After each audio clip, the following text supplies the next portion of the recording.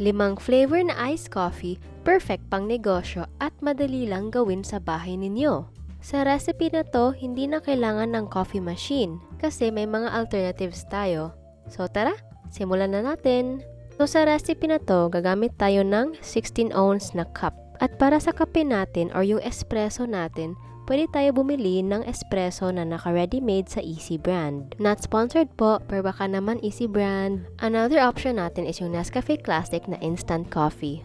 Ang unang kape natin gawin is yung Americano. So kunin natin yung 16 ounce natin na cup at lagyan natin ng espresso. Yung measurement ko is 40 ml na espresso. At saka, naglalagay ako ng 1 tablespoon na white sugar. Sa espresso, nasa sa inyo na po yan if gusto nyo ng mas matapang or lesser. Same rin sa sugar, nasa sa inyo na po yan if gusto nyo ng matamis or lesser. So pagkatapos mahalo na yung sugar at saka yung espresso, lagyan natin ng ice. Then punuin lang natin yung baso ng tubig. At yan natapos ang ating iced Americano. Sunod natin gawin is yung ating latte. Para sa latte, gagamit tayo ng gatas. Dito, ginagamit ko is yung milk essence na galing rin sa Easy Brand. Sa measurement, 30 grams or 1/8 cup yung ginagamit ko na milk essence. Then, haluin lang natin ng 200 ml na tubig. Ang ginagamit ko na panghalo dito is yung milk frother para mabilis yung pagka-mix nila dalawa. Para sa gatas, pwede nyo rin gamitin yung fresh milk or yung full cream milk na mabibili sa grocery. Pwede nyo rin gamitin yung milk syrup. Yung ingredients na milk syrup is 1 can na 300 ml na condensed milk at saka 1 cup na evaporated milk. The next is lagyan natin ng ating 40 ml na espresso. Kung gamitin nyo ay instant coffee, mga around 2 sticks ang magagamit. Haluin lang na mabuti ang dalawa at pagkatapos lagyan ng ice. At yan ang ating latte. Next natin gawin is yung caramel latte. So itong caramel latte na to, yung mixture lang naman is the same as yung latte. Yung na-additional lang is yung caramel syrup. So dito sa latte, hindi ka lang limitado sa caramel. Pwede kayo mag-experiment like hazelnut, almond latte, vanilla latte, yung mga klase-klaseng syrup.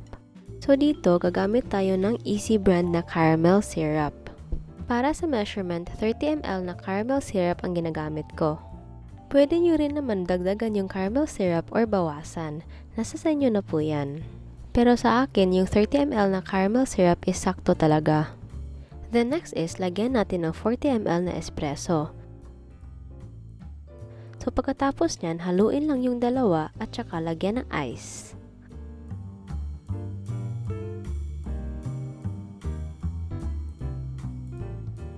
So dito, naglalagay ako ng whipped cream para sa design and aesthetic purposes niya at para rin magkaiba ng itsura sa ating latte. See? Aesthetic! At yan ang ating caramel latte.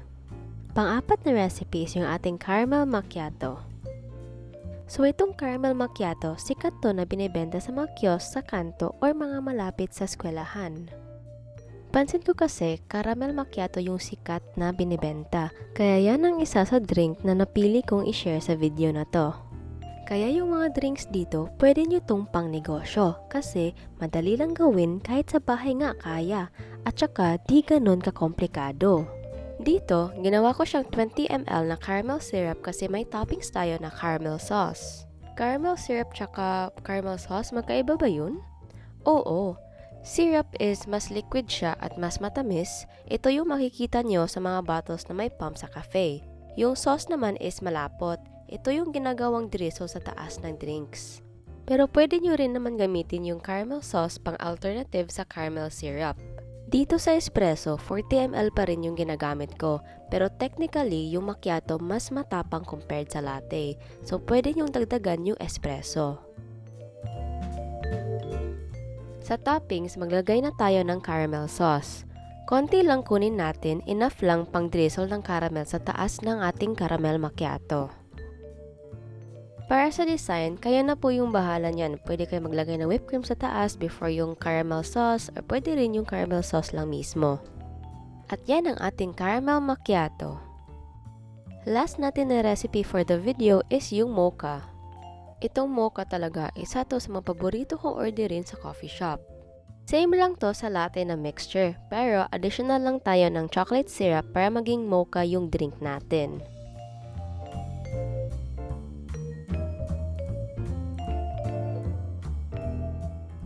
So yung chocolate syrup na gagamitin natin is still from Easy brand.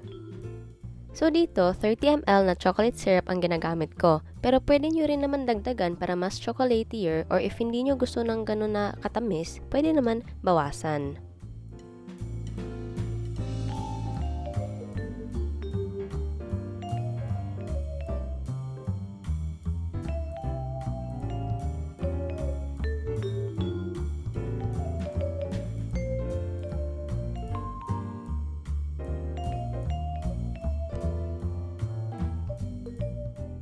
So pagkatapos na mahalo na yung chocolate at saka yung gatas, lagyan na natin ng coffee.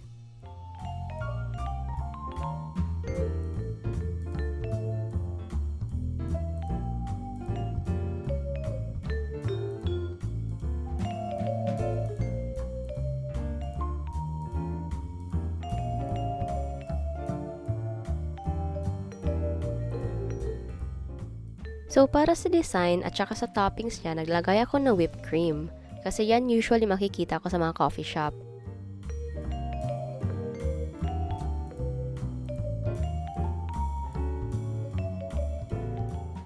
Then kuha lang tayo ng konting chocolate syrup pang toppings lang sa ating whipped cream.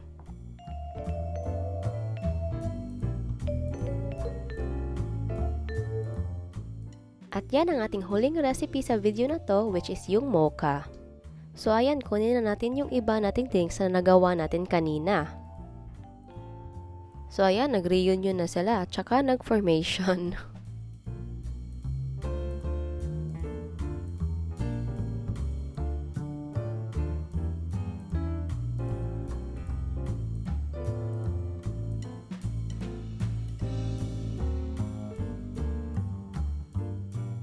So ayan na siya guys, ang ating drinks na nagawa natin sa video na to. At tikman natin una yung mocha.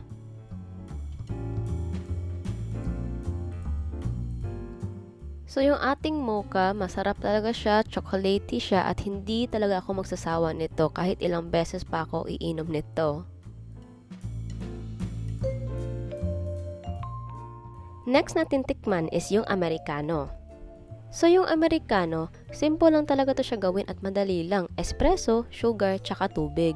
Sa coffee shop, hindi ako masyadong ma-order nito. Pero pagtikim ko, masarap pala yung Americano na coffee. Next natin is yung ating caramel macchiato. So itong drink na to, ito yung second na paborito kong orderin sa mga coffee shop. At saka yung drink na to, ito yung sikat na pang 39 pesos na coffee. So itong drinks na mga to, pwede nyo itong pang negosyo. Kasi madali lang siya at saka napaka-simple. Plus, masarap pa siya. Fourth drink na titikman natin is yung latte. Itong latte, napakadali lang talaga gawin. Espresso, gatas, ice, tsaka tubig lang talaga.